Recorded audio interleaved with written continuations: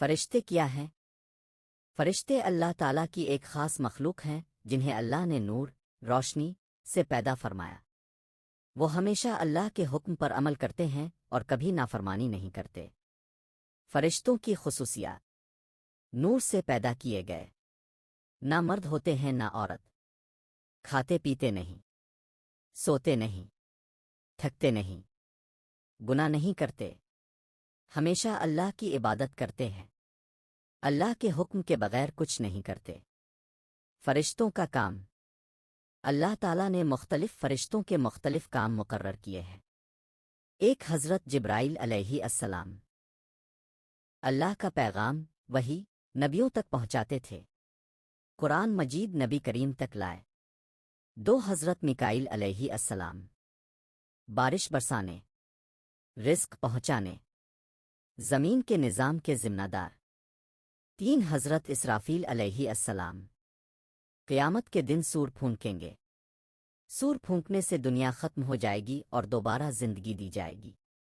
چار حضرت عزرائیل علیہ السلام اللہ کے حکم سے انسانوں کی روح قبض کرتے ہیں، انہیں ملک الموت بھی کہا جاتا ہے۔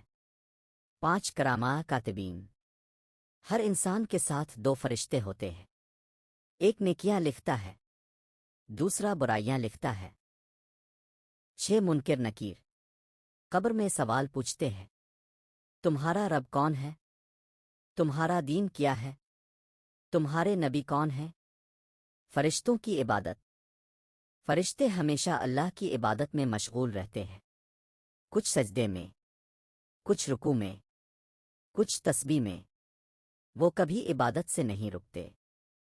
فرشتوں پر ایمان کیوں ضروری ہے؟ فرشتوں پر ایمان رکھنا ایمان کا بنیادی حصہ ہے۔ جو شخص فرشتوں کا انکار کرے اس کا ایمان مکمل نہیں ہوتا۔